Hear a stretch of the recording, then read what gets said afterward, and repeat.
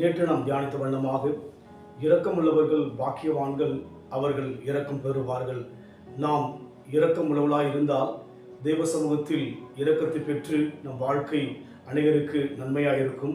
இந்த வழியிலும் கூட தியானிக்கும்படியாக யாக்கோபின் புத்தகம் 2ஆம் அதிகாரம் 13ஆம் வசனம். ஏனென்றால் இரக்கம் செய்யாதவனுக்கு இரக்கமில்லாத நியாய தீர்ப்பு கிடைக்கும், நியாய தீர்ப்புக்கு முன்பாக இரக்கம் மேன்மை பாராட்டும். நம் தேவன் இரக்கமுள்ள தேவனாய் இருந்த போதிலும் கூட அவர் உலகத்தை நியாயம் தீர்க்கிற நியாயாதிபதியாக கடந்து வருகிறவராய் இருக்கிறார். இயேசு கிறிஸ்து 2000 ஆண்டுகளுக்கு முன்பாக இரட்சகராக நம்மை மீட்கும்படி கடந்து வந்தார். ஆனால் இனிவரும் காலங்களிலே அவர் வருகையிலே நியாய தீர்ப்பின் தேவனாய் கடந்து வருகிறபடியினாலே அந்த நியாய தீர்ப்புக்கு முன்பாக இரக்கம் மேன்மை பாராட்டும் என்று சொல்லி பார்க்கிறோம். ஏனென்றால் இரக்கம் செய்யாதவனுக்கு இரக்கமில்லாத நியாய தீர்ப்பு கிடைக்கும் என்று சொல்லி பார்க்கிறோம். அதனால் தேவ ஜனமாய் நமக்குள்ளாக நிச்சயம் இரக்கம் என்கிற குணம் இருக்க வேண்டும். நாம் இரக்கமுள்ள மக்களாய் இருக்கின்ற போது தேவனுடைய நியாய தீர்ப்பின் நாளிலே நம் வாழ்க்கையிலே இரக்கத்தை நாம் பெற்றுக்கொள்ள முடியும். அதனால் இன்றைக்கு நாம் ஒன்றை மறந்துவிடக்கூடாது. நம் தேவன் நியாயம் தீர்க்கிற தேவனாய் இருக்கிறார். இரக்கமுள்ளவர், கிருபையுள்ளவர், தயவுள்ளவர், அன்புள்ளவர்.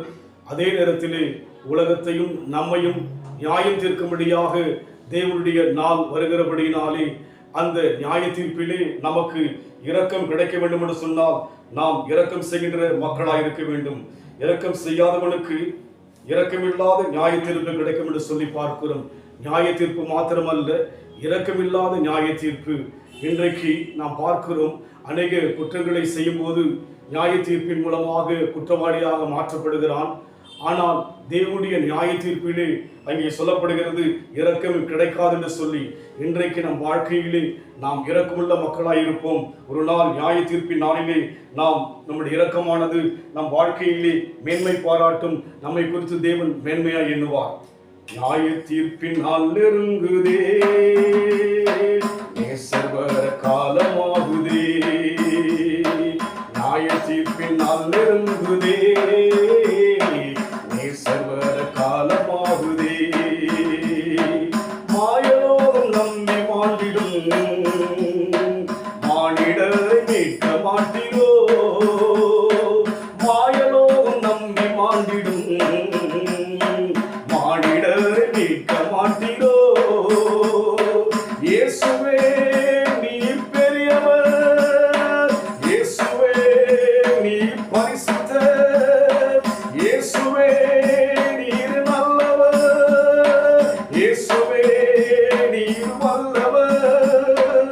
ஜீவனுள்ள தேவனே வாரும், ஜீவ பாதையிலே நடத்தும்.